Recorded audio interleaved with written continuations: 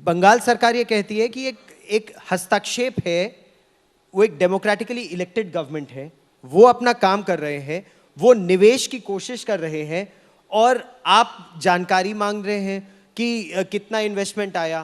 तो ये क्या गवर्नर का काम है ये जानकारी मांगना? गौरव, मैंने अभी आपको बताया अनुच्छेद 167 क्या कहता है। राज्यपाल जानकारी मांगे वो दो। नंबर 1, मैं चाहता हूं पश्चिम बंगाल में इन्वेस्टमेंट आए, मैं उसके लिए प्रयासरत रहना चाहता हूं। मैंने जानकारी की है कि 4-5 दशक पहले भारतीय इकोनॉमी में पश्चिम बंगाल का क्या रोल था।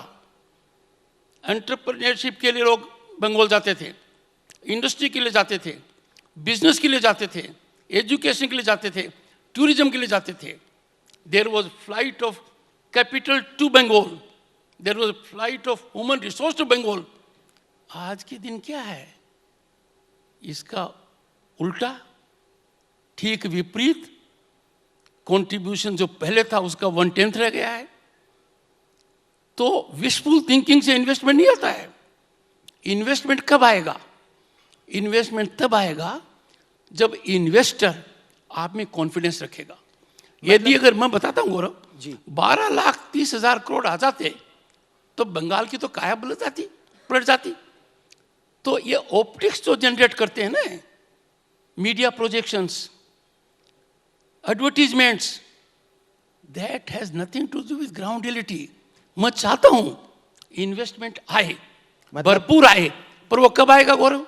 वो तब आएगा जब लोग कहेंगे आपकी सरकार कानून के हिसाब से चलती है, आपके सरकारी अधिकारी राजनीतिक कार्यकर्ता नहीं है, आपके यहाँ लॉ एंड ऑर्डर ठीक है, आपके यहाँ ह्यूमन राइट्स का वायलेशन नहीं है, तब आएगा इन्वेस्टमेंट। यह बहुत बड़ी बात आप कह रहे हैं। राज्यपाल के तौर पर, पश्चिम बंगाल के राज्यपाल के तौर पर आप ये कह रहे हैं कि जो वहां सरकारी अधिकारी हैं वो स्टील फ्रेम के रूप में न काम करके राजनीतिक कार्यकर्ताओं के रूप में काम कर रहे हैं।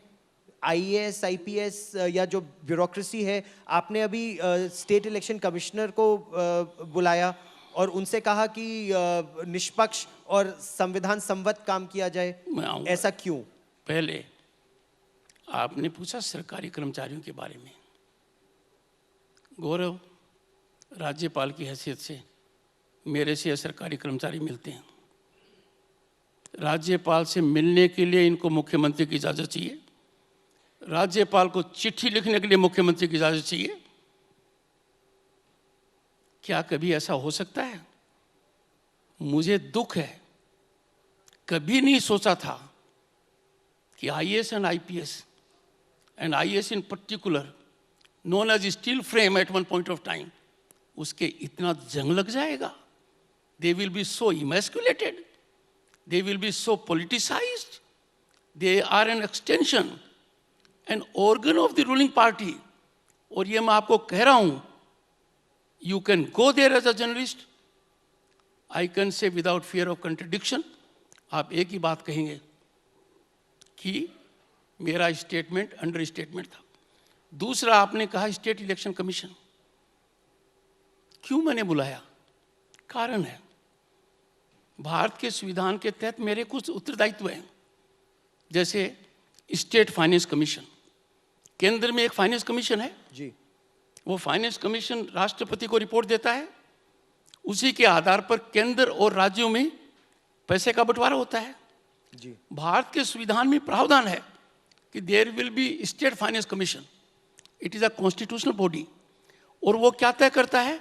राज्य सरकार, पंचायत और म्युनिसिपैलिटीज में कैसे डिवीजन होगा जी। जब मेरे पास 5th फाइनेंस कमीशन के अपॉइंटमेंट की फाइल आई तो मैंने कहा 4th फाइनेंस कमीशन ने क्या किया? मेरे सामने तो कोई रिपोर्ट नहीं है। कॉन्स्टिट्यूशन का प्रोविजन स्पष्ट है कि फाइनेंस कमीशन राज्यपाल को रिपोर्ट देगा और राज्यपाल उस रिपोर्ट को विधानसभा में रखवाएगा ताकि जनता के चुने हुए प्रतिनिधि उस पर विवेचन कर सकें। पता लगा 5 साल का समय निकल गया, रिकमेंडेशंस का टाइम निकल गया, राज्यपाल को रिपोर्ट ही नहीं दी।